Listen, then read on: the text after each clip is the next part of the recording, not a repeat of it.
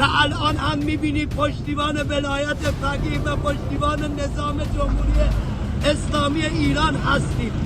امروز در این تجمع به آمریکا و اسرائیل اعلام میکنیم شما نمیتوانید ملت‌های مقاومت را زیر پا بگذارید. البوت للاسرائیل، البوت للامریکا.